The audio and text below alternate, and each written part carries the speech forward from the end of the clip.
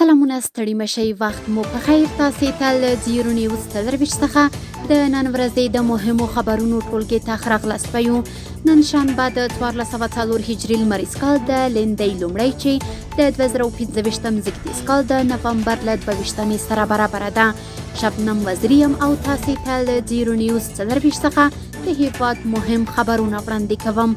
خو په سر کې د مهمو خبرونو سرټکي: د متقي او جاپاني سفیر لیدنه. د اسلامي امارت بهرنیو چارو وزیر مولوي امیر خان متقي په کابل کې د جاپان له نوي سفیر ماساموتو کینیچي سره لیدلي.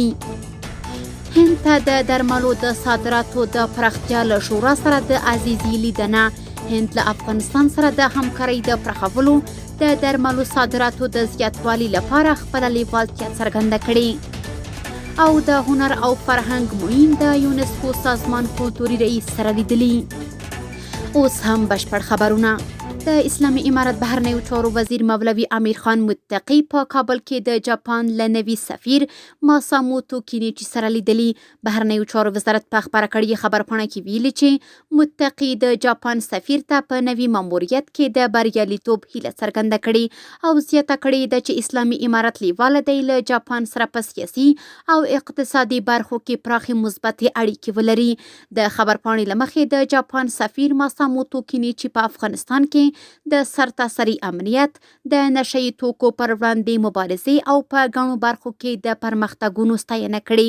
نوموړي زیاته کړې چې د خپل ماموریت په وخت کې به هڅه وکړي چې د دواړو هیوادونو ترمنځ اړیکې پیاوړې او له افغانستان سره په بېلابېلو برخو کې همکاري زیاتې شي.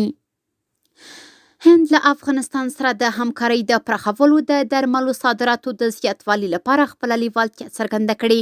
د صنعت او سوداګرۍ وزارت ویلي چې د یاد وزارت وزیر نورالدین عزیزي له ملپلاوي سره د هند د درملو د صادراتو د پراختیا شورا له غړو سره ناسته کې هندي لوري له افغانستان سره د همکارۍ د پراخولو د درملو صادراتو د زیاتوالي لپاره خپله لیوالتیا څرګنده کړې او چمتووالی یې ښودلی چې په افغانستان کې به په ګډه پانګونه وکړي او د درملو تولیدي فابریکې جوړې کړي.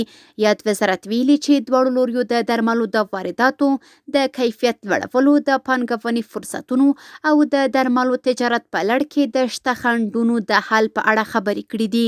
بلدور عزیزي د اسلامي امارت له لوري د درملو باوري شرکتونو د پوره ملاتړ ډاډ ورکړی.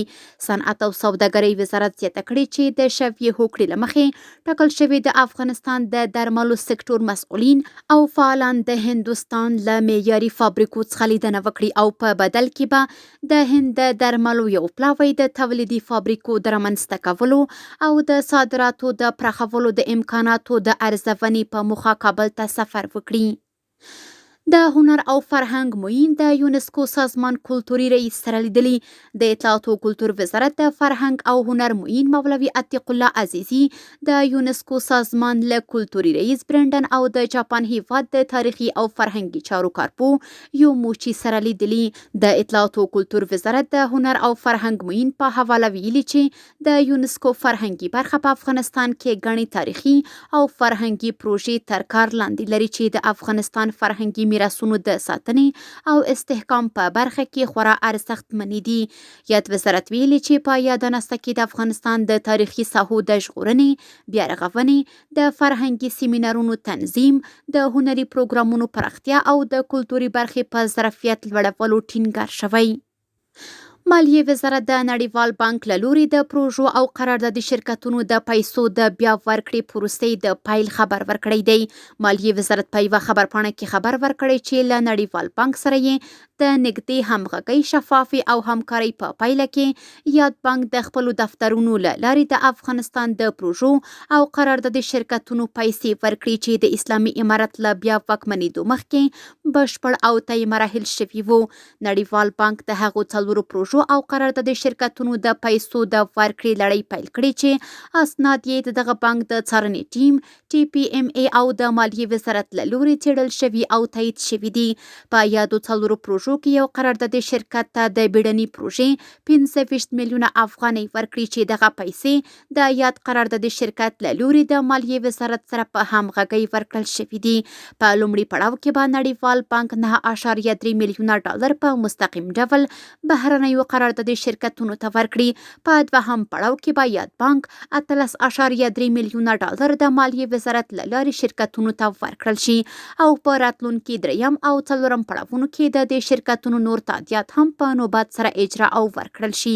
مالیې وزارت د نړیوال بانک له لوري د قراردادي شرکتونو پروژې ورکړه یو مثبت ګام بللی دی. آریانا افغان هوایي شرکت د صادراتو د چټک لیږد په موخه 3 چارتر الوتکې پیري.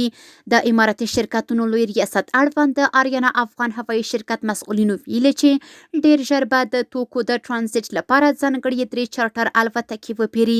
د آریانا افغان هوایي شرکت رئیس بختالرحمن شرافت ویلي چې دغه الوتکې به د بوینګ او ایربس ډوله وي چې بیې یې له 25 تر 35 میلیونه امریکایي ډالرو پورې اټکل شوي.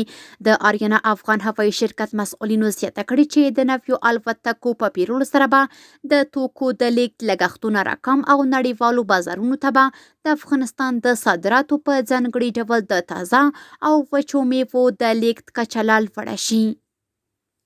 کورني خبرونه هم دومره وو. د بهرنیو او سپورټي خبرونو لپاره زموږ پاڼې وڅارئ په خپل رسنیو باندې فیسبوک، انسټاګرام، ایکس افغاني، ټویټر، یوټیوب او ټیک ټاک زموږ خبرونه خوښئ او موږ تعقیب کړئ. ادرس یې 0 نیوز 24 تر سبا خبرونه د الله پامان.